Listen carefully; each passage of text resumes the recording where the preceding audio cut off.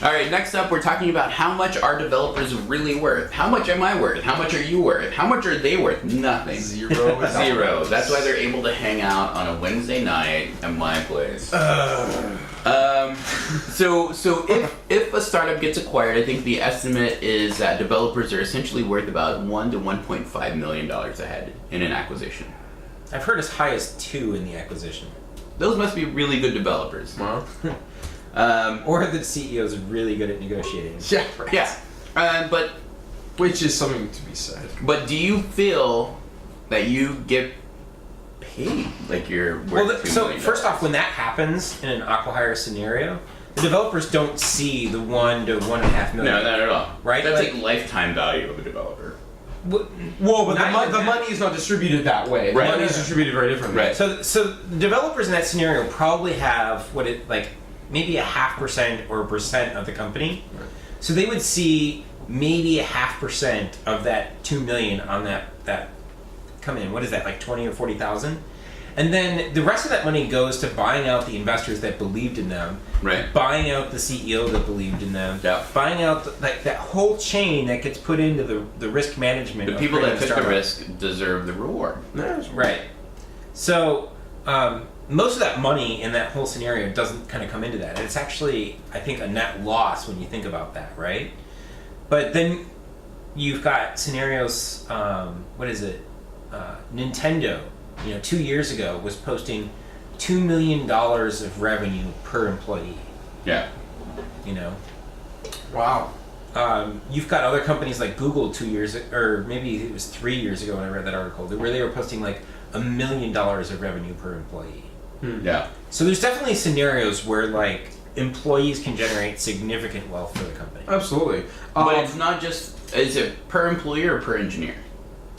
Well, yeah, I don't know what the numbers are per engineer in those scenarios. Yeah. Okay. I mean, it's hard. It's hard to. Because you don't want to think that like you are worth, I'm worth X dollars at one company and Y dollars at a different company. We like to think of ourselves like I am worth some dollar amount irrespective of whom I work for. But like, frankly, to the company's perspective, that's just simply not true. Because like a company should be pricing based on the value that you deliver. Now that's really hard. Like that's really Because you won't know for hard. like 2 or 3 Yeah, years. you won't Right. know, and sometimes you may never know. Right. And that might not tie with like market, like the actual market needs. So like you may be working for a company that's not getting a lot of value out of you. They're dying. That's not necessarily your fault. And you also happen to live in San Francisco, so your rent is $500,000 a month for like a parking space. So these all sort of play into each other. And I think what ends up happening is you're really not paid what you're worth. You're kind of paid what the market can agree. pay you, and that sucks because we say the average engineer, like a standard Ruby on Rails engineer in San Francisco is like $100K or whatever, some baseline. What? Or whatever. I don't know, is that high or low? I don't know. What do you think? I mean, I think that's sort of what I expect. For what type of company? Because I think that's a big difference. Let's call it like 50-person dev shop. So you're getting like Let's 0.5% at that point in equity. Yeah. You're probably getting actually, that might be a Yeah. little high. You're getting between 5 and 20,000 shares. I'd say you're getting a quarter of a point. I mean, my point is like that in salary, like 100K in Right. salary, like regardless of whether you're getting options or shares or Right, not. right. But, Okay. but the equity is all part of the construction of the package. Right. Sure, that's certainly a part of it. But Right. I mean, the compensation is a multi-tiered thing, right? You have your equity, you have your base compensation, you have your perks, you have your vacation days, you have all that noise. But like it's been constructed to provide engineers with a package that is what the market can provide. Like we've decided, and by we I mean like companies collectively have decided, like, well, we can probably get away with paying people about this much money because that's about what their living expenses will be. That's how expensive it is to live in San Francisco. This is what other companies are paying them. Oh, we really like this person. Okay, we'll put 10% on top. Things like that. that's totally backwards, because it has nothing to do with how much value you create for the company. It's simply what the market is able to provide, which is, I mean, that makes sense economically, but it makes me sad. Yeah. So do you think that developers' salaries kept up with what it needed to keep up with? So I guess I don't know. I mean, what do we? First off, there's like internet companies, right? Mm-hmm. And I think you have to like segment engineers from internet companies and engineers in like the military space or aerospace or chemical engineering or these. Well, other we can only speak to technology companies. So the thing that the internet allows you to do is it allows a very small number of people to sell to the entire world. Right. So in the words of Paul Graham, like certain people can be really productive in that sort of state. And if you create something that the world wants and that you can scale on a very small number of servers, you can generate a lot of value for the world and be worth a lot of money. And this is where the equity kind of comes in, right? Yeah. Sure. The salary component, I think, like you said, covers your expenses living in an area that's rich in the resources necessary to create, for instance, an internet startup. And then on the top end, you've got the successful startups that have a different set of math, where it's like, what's the psychology of an engineer accepting an offer, and how low can we get that to go? Absolutely. Right. So I think, to your point then, the only true measure of value is in that very small case. The only area where an engineer can truly be getting, say, the value that they can provide in a company is a very, very small company where the measure of their success can be seen very immediately, and that success can honestly only be compensated with equity. I think to some degree that's fair. You have a lot of people though at startups that kind of tag along, right?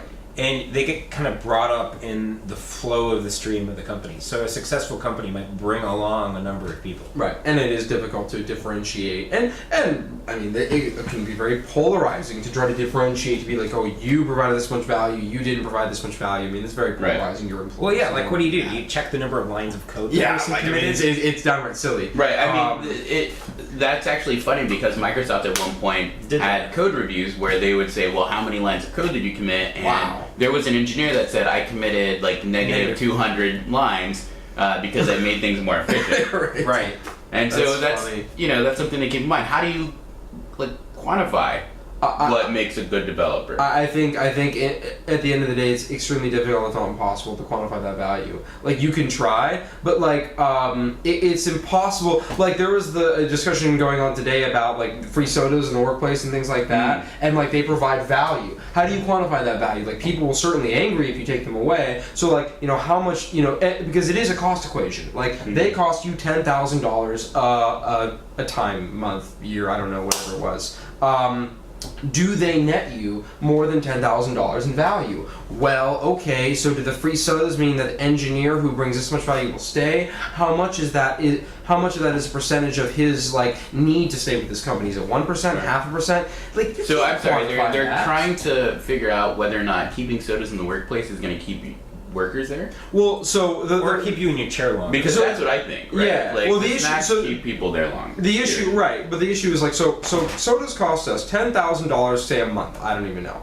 And we want to know, and we're trying to cut costs. But honestly, guys, if your workplace is considering whether or not they should keep sodas around, fucking leave. Yeah. That was the point of the article. That was exactly the point of the article. Was seriously. GTF the fuck out. Yeah. You 2 F's in there, by the way. Yeah. I mean, we're worth a lot more. You should expect a lot more. That's why I don't serve pizzas at our meetups. I think pizza's delicious. Well, I like pizza sometimes. Never mind. Kristen's telling me not to talk about pizzas.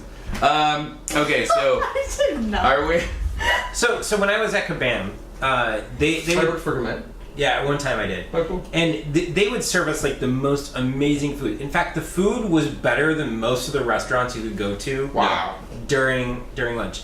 Airbnb has a live-in, like a chef that hangs out. Oh, yeah. Hell, Google's chef made like $10 million and became like, So a smart company figures, look, if it's in the office, we shave 10 minutes on the person going somewhere and coming back. Right. So that's 20 minutes there. And then on top of it, they're probably going to talk to their coworkers, so they're going to get along better with their coworkers. So that's the big one is the discussions that happen at the lunch table. And then the final thing is, like, if we can provide them a meal that they're overall going to be like happier about, then they're going to be more productive and willing to kind of stay maybe an extra 10 or 20 minutes, and that adds up over time. And especially when you're talking about engineering salaries in the Bay Area between like 100 and 200K per individual, that per hour cost is actually really high. It works out to like $50 or $100 an hour. So if you spend an extra $5 a meal per somebody, you actually get that back every day on that meal. Yeah. So basically, the point is, we're a bunch of entitled bitches. That's what I have to say. Well, I think that Look, when you're trying to change the world, sorry. Shit's expensive, right? Sorry, bro. But Yeah. I think other areas in the world, like the math isn't quite the same, right? If you're in Brazil or other places, In Los Angeles, I mean, the economics are different. Like, seriously, when you leave this, like, 50-mile radius, it's totally different. There's 7-mile radius, really.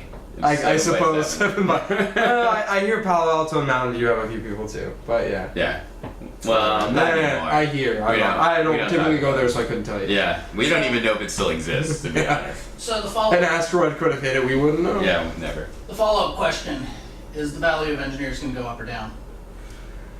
Ooh, that's a good question. I think the good Next engineers. time on Techendo. I think up. I think good engineers are always worth it, right? I think because there's kind of a gold rush of sorts. There's a lot of services that still need to be built. E-commerce is still in its infancy.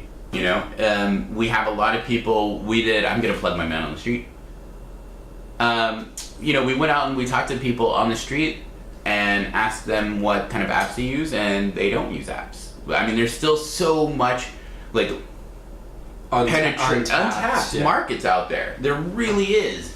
And if technology slows down anytime soon, it's our fault, right? We're going to blame you specifically, actually. It is my fault. Yeah. Because we don't have enough sponsors. Sponsor us. So I think last year software engineering unemployment was like 2.8%, Yeah. and this year I think it's 2.2%. There's just so much demand. Yeah. So I honestly, is it gonna go up? I hope. I want it to. I mean, this apartment could be a lot bigger. I mean, will it go? So if there are more engineers, The problem is investors, in my opinion.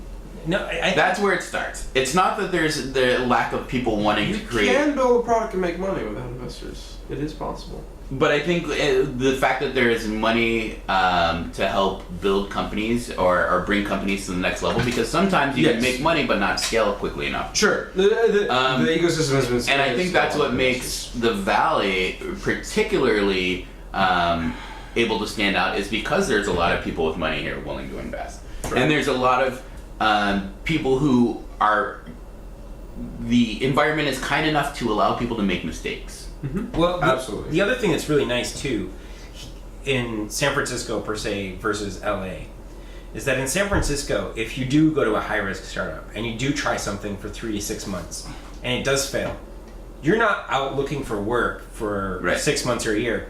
You're out interviewing probably 100 companies in a month, and by the end of that month, you're going to have the job that you want.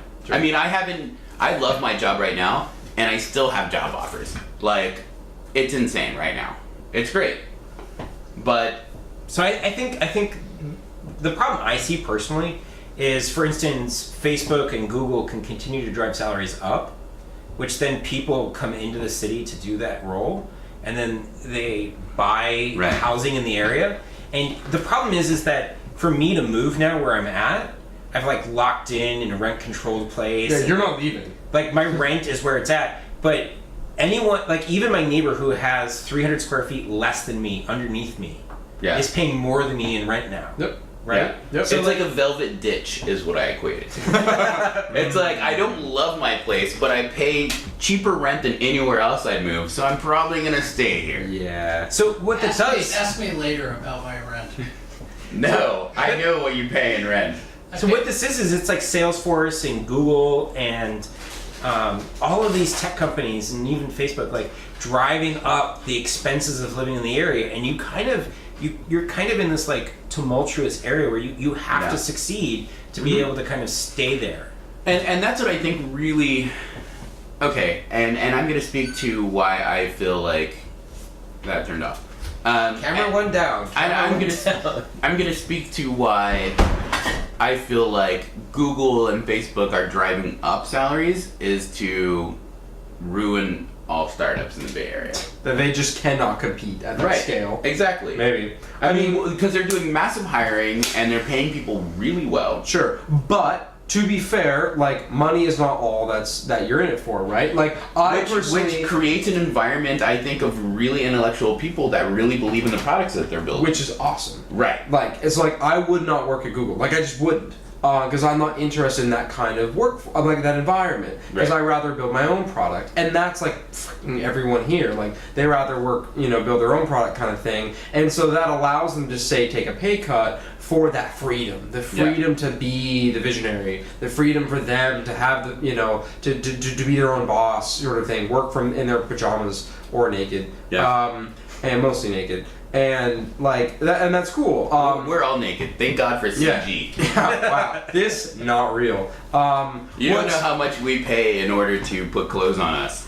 What's cool though is that it's self-perpetuating. So when those same people become very, very wealthy because they sold their Facebook, they sold to Facebook, and then their golden handcuffs came off, they went ahead and invested in more startups, and so it's totally self-perpetuating. So we've created it because they stayed in industry. So how much are developers worth? $7. $7. $10. How much are great developers worth? $7. Are you talking about the Paul Graham montage of them being worth No, 12 times more than the literally I don't know who Paul Graham is, so Never met the guy. nah, I have no idea. Who's Paul Graham? See the guy who invented the phone? Yeah, he is. Alexander Paul That's Graham. right. Alexander. I'm just kidding. PG, you're awesome.